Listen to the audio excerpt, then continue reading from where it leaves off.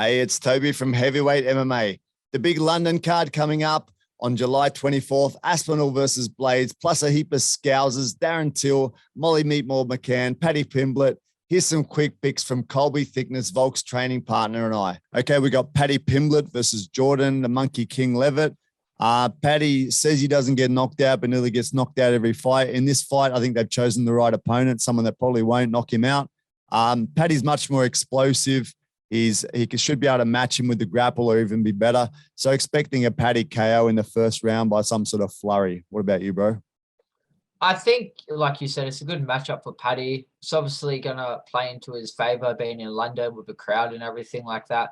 I think Jordan is fairly unorthodox on the feet, so it might make it harder for Paddy to hit him and initiate grappling exchanges. But I think once Paddy gets a hold of him, it's probably going to be a bit too much to smother him. And I think he's either going to get a TKO or a sub in the second round. Okay, so we've got Paul Craig versus Volkan Oezdemir. Paul Craig's is from Scotland, going to take his freedom again. I don't think so. I think Oezdemir is going to smash him with a big stand-up game, experience, strong punches. And I think Craig's dangerous in the grapple, but I don't think he's going to be able to get it to that point. And I think Oezdemir is going to either win on points or by KO. What about you, bro? I think that Oz is going to look good on the feet. I think eventually Paul Craig's just going to somehow manage to get in the grappling exchange, and I think he's going to catch something.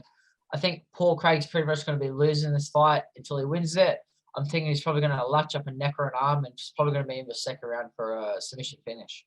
Okay, we've got Nikita Krylov versus Alexander Gustafsson. I think Gustafsson is kind of on the way out. Seems like the old school MMA fighter, boxing based, maybe not as well rounded as Krylov, who seems really good in the grapple, not bad at stand up, clinch, takedown. I think that's how he's going to win. I think he's going to clinch, take him down, show some good ground and pound like he did with Craig before he got submitted, and take him out either on points or on a KO. What about you, man? I think Krylov's going to be a little bit too quick and explosive for Gustafsson. I think it's hard with Gustafsson jumping between the weight divisions, heavyweight. He's been inactive these last 2 years. I think we've seen more of Krylov, and he's constantly improving fight to fight. I think he's going to get it done, and I think he's going to get done by a decision winning all 3 rounds. Okay, Molly Meatball McCann versus Hannah Goldy. Molly's a scouser, and scousers don't get knocked out. Their record seems to suggest that she doesn't get knocked out.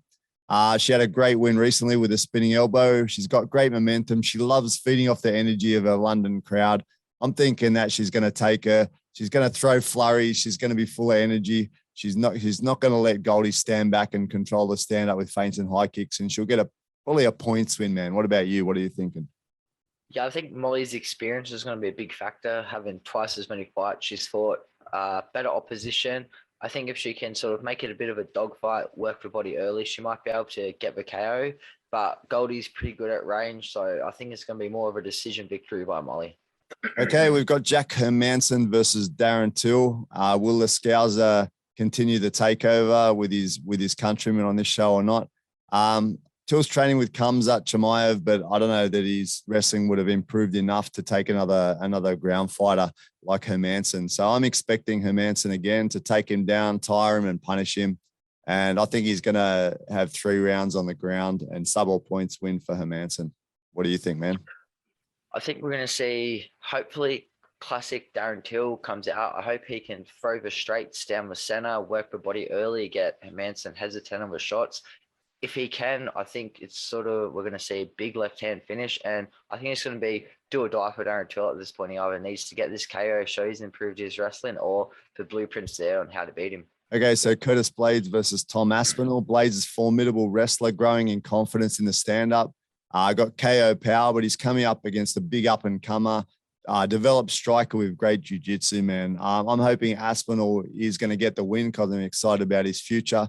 I think he's got a chance of a KO or potential sub if he can get in the right position. What about you, bro?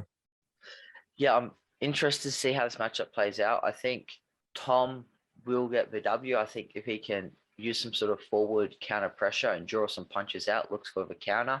If he takes the lead and doesn't let Blade get started and starts gathering momentum, looking for his takedowns, I think we're going to see Tom be too slick on the feet and just pick up the decision win.